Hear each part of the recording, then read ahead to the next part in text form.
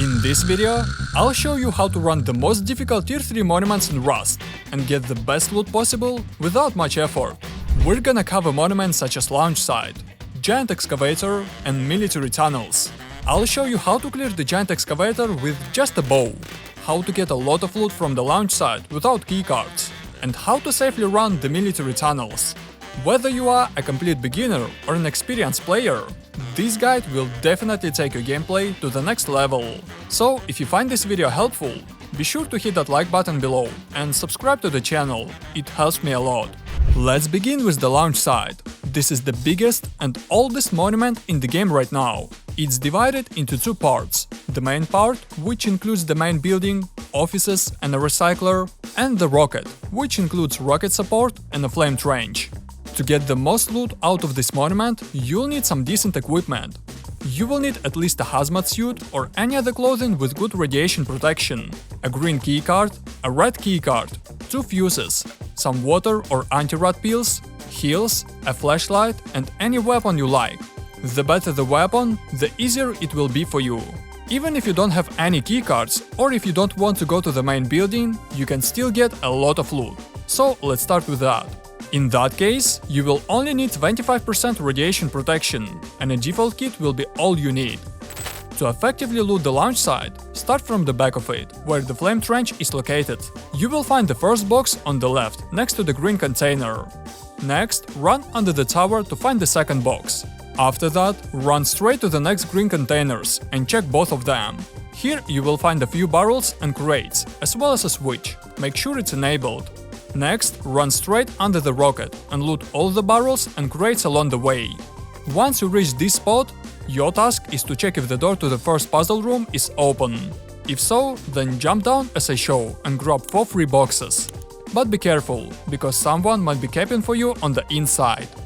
If the door is closed, then you'll have to work up a sweat. From the same place, turn right and run into the tunnel. Turn left and you will find another switch behind the door. Activate it. Once you activate both switches, go back, turn left and find this green container. Loot another box inside and run past it as I show and use a little exploit to get to this platform. From this spot, climb down as I show and jump onto the platform in front of you and activate the timer. Now you have 60 seconds to make a few more jumps. First, you need to jump onto the railing, then onto the beam in the middle, and then onto the second platform. That's it. Now you can loot 3 crates inside this room. However, in most cases, you won't have to do this, because the door is usually stuck and stays open.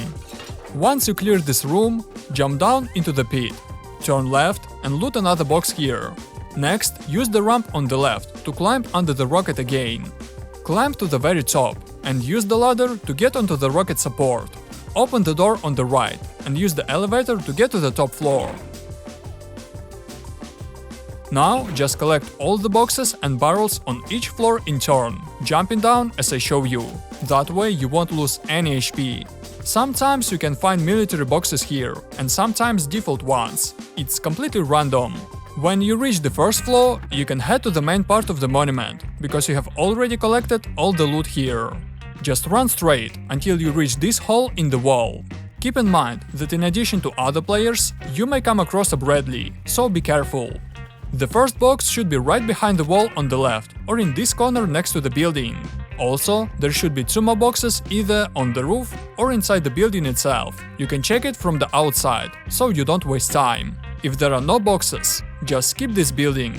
Next, jump down from the roof and run to the platform with fuel tanks on the right. Climb the stairs to the top and jump onto the second floor of this container. There will be another box inside. Use the door at the back to jump down and run to the right along these fuel cans. You should find a few more boxes along the way on this platform. Jump down from this platform and run to the next building. Here you will find another 5 or 6 boxes, depending on your luck. Again, be very careful, because other players might be waiting for you on the inside. Climb onto the roof using the ladder and grab another crate next to the tower. Then jump onto this tower as I show you. Inside, you will find a maximum of 3 more boxes at the top and 1 box at the very bottom. Next, jump off this tower onto the boxes on the left and loot another crate here. Be sure to look inside each of these containers next to the entrance. You'll find another box inside each one. Also, look for other crates around you while you're at the high ground. At this point, you should have a bunch of components and a lot of other stuff that can be recycled. So head to the building in the middle, where you will find the recycler. Along the way, you might run into a couple more crates, one on the car and a few next to these boxes. Cover the recycler with barricades and throw unnecessary stuff inside. Also, be careful of Bradley, because it can catch you off guard at the worst possible moment. While the recycler is running, loot a few more boxes inside the building, climb onto the roof and grab another box here. Also, check the other boxes around you. If you have time, take them too. Take all the loot from the recycler and check this barrel. If there is a green box on top, take it. If not, don't risk it. Next, check the pickup car in front of you and a forklift on the left, next to the blue container. There should be another 2 crates. And finally, run to the last building. Right behind the first door should be the first box in this spot. Next, run up the stairs and go into this room. There should be another box here.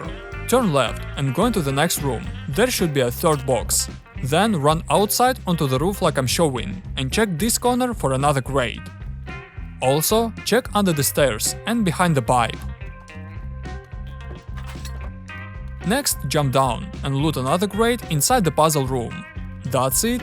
Now your task is to run through your base and make sure you don't lose any of this loot. If all this free loot wasn't enough for you, let me show you how to get inside the main building. First, you need to activate the puzzle. Find this building next to the fuel tanks and open the room on the first floor using the green keycard. Put a fuse in place and enable the switch. Next, run to the opposite side of the monument. You need to find the office building behind the main building. Go inside, and on the first floor you will find the second puzzle. Put a second fuse in place and enable the switch. Now, just run to the main building and use a red keycard to get inside. Take out 2 NPCs on the first floor. Loot the first box in the left corner. Turn right, loot the second box next to the forklift and go into the first room, where you will find another box. If the bot on the second floor is getting to you, you can always get rid of it. You will also find another box in the right corner of the main building. Next, go back to the entrance and use a staircase to get to the roof to avoid all NPCs on the top floors. Also, don't forget to drink water to get rid of radiation. When you get to the roof, you'll have to get rid of 2 more NPCs, one in the middle and one on the edge, and that's it. Here you will find 3 elite boxes in the middle and another 5 boxes at the edges of the roof. Also, don't forget to take the blueprint fragment lying on top of the box. To get down quickly, just run up to this wall, jump and bump into it. As you can see, you won't take any damage. Now, let me show you how to clear the giant excavator with just a bow. All you need for this is at least 11% radiation protection, a bow, 2 stacks of arrows, and some cloth to craft bandages. Run up to the excavator from behind, where the conveyor belt is located. You need to get under this building. Here you will find 2 tracks. You need to climb onto the one that is closer to you. As you can see, there will be a gap in front of you, through which you can damage NPCs, but they cannot damage you. As soon as these NPCs gets close to you, just shoot them in the legs. Yes, it will take some time, but this is the easiest way to get rid of all the scientists without taking much damage. After you're finished with these NPCs, go loot the crates. Most of the boxes here are basic, so you'll get most of your loot from NPCs and the excavator itself. Here's a map with the location of all the boxes on the giant excavator. You can pause the video or take a screenshot. You can also call an airdrop after you burn 5 diesel fuel. All you need to do is go into the main building, throw 6 or more diesel fuel into the barrel at the bottom and start the engine. Next, run to the very front of the excavator using the path I show you. Enter the cabin and select the material you want to mine. Run back to the main building.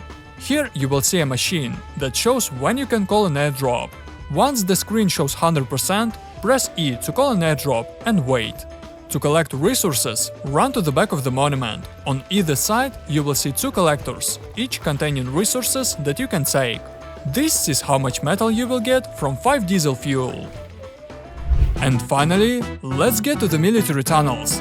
In my opinion, this is the most difficult monument in the game at the moment, excluding all rigs. There will be a bunch of NPCs waiting for you here that you won't be able to avoid, so you'll need really good equipment. I don't recommend using a hazmat suit, because it won't help you against damage from NPCs.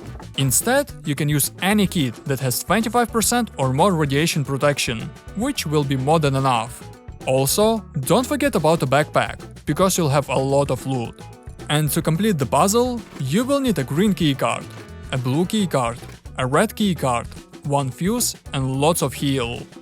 Don't touch the NPC on the outside, he will help you if someone tries to counter you.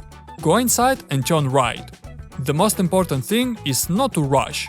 You shouldn't take too much damage, otherwise you won't be able to clear the entire monument. Try to use as few bullets as possible on each NPC and aim only for the head. Once you have finished with all the NPCs in this part of the monument, collect all the loot, put a fuse in place and activate the switch. To avoid at least 5 NPCs, run back to the entrance and go outside. You need to turn right. Find the container with the recycler and run a little longer until you come across a tunnel. Enter this tunnel, turn left and run until you come across a door with a green keycard. Open this door, get rid of the NPC and flip the second switch. Go back to the main tunnel through the door on the left and carefully clear the remaining NPCs.